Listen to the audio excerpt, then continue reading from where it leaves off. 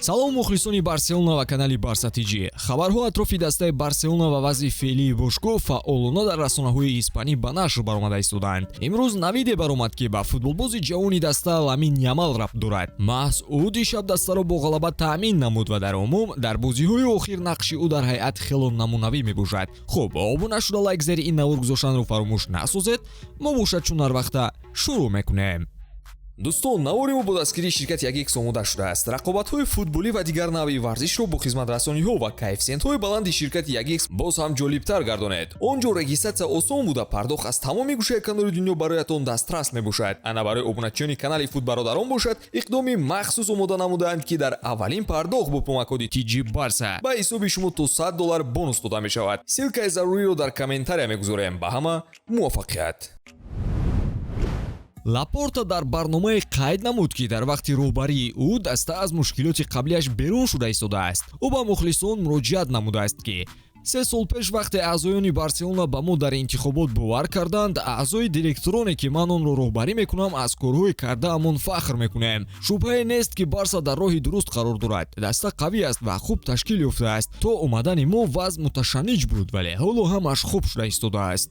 Лапорта ҳар сол ҳамин ваъдаро медиҳад ки мо кӯшиш дорем ва вазъ беҳтар мешавад. вале савол ҳамин ки кадом вазъ беҳтар шудааст? даста ҳатто иқтидори амалисозии трансферҳоро надошт. Барсаро мебояд мушкилоти иқтисодияшро беҳтар созад ва аз ҷиҳати маоши футболбозон 200 миллион евро сабукӣ гирад. яъне рақами феълӣ бояд 2 маротиб кам карда шавад. ҳамин аст магар қавӣ будан. бале бо ҳамин сабаб аст ки дар Ла Лига натиҷаҳо бад мебошанд. ин ҳам дар ҳоле ки хави баландтарин сифати кориро нишон дода истодааст. барои чӣ хок ба чашми мухлисон пӯшидан лозим аст вақте ки ҳолат тамоман фарқкунанда мебошад. имрӯз Барсаро мутахассисон не, балки атрофиёни Лапорта идора мекунанд ки ӯро ба ин вазифа гузоштаанд. ин ҳолат дар ҳама ҷабҳаҳо дида мешавад. Лапорта мутахассисонро аз рӯи касбият не, балки аз муносибаташон бо ӯ интихоб мекунад.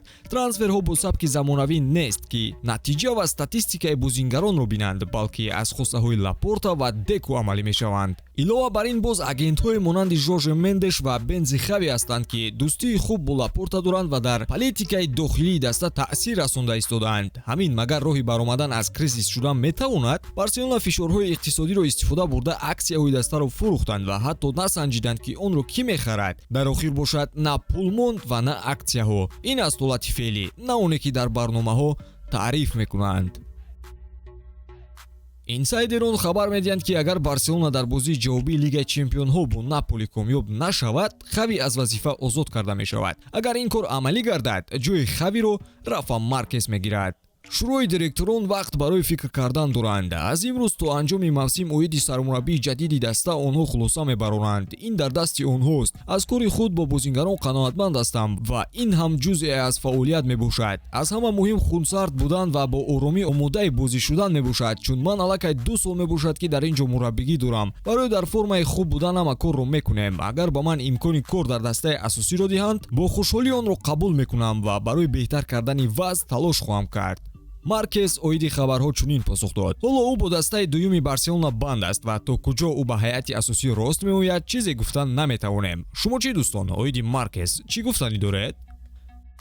ПСЖ омода аст ки барои Ямали 16-сола 200 миллион евро пешниҳод кунад. гуфта мешавад ки парижиҳо Ямалро ивазкунандаи Мбаппе кардан мехоҳанд. ана Барселона бошад намехоҳад бозингарро фурӯшад. ПСЖ мехоҳад ки Ламин Ямалро ки ҳоло ҷавон асту дар бозиҳо аз худ дарак медиҳад, барои нақшаҳои ояндаи худ истифода барад. тибқи маълумоти Марка, дастаи парижӣ ба харидани вингери Барселона ҳамчун ивазкунандаи Килиан Мбаппе манфиатдор аст. ПСЖ омода аст ки барои бозингари 16-сола маблағеро пешниҳод кунад ки Барса аз ҳама мушкилоташ берун шуда метавонад. танҳо интиқоли Неймар ба ПСЖ бо нархи 222 миллион евро аз ин пешниҳод болотар меистад. агенти футболбоз Жорже Мендеш ба президенти Барселона Жуан Лапорта дар бораи таваҷҷӯҳи ПСЖ ба Ямал ва маблағе ки онҳо мехоҳанд пардохт кунанд хабар додааст. роҳбарияти нилнориҳо аллакай медонистанд ки фаронсавиҳо бозингарро назора мекунанд, аммо изҳор доштанд ки ӯро намефурӯшанд. гуфта мешавад ки Барса Ламинро беҳтарин тарбиятгирандаи академияи клуб аз замони Лионел Месси мешуморад. дар мавсими ҷории Ла Лига Ямал 27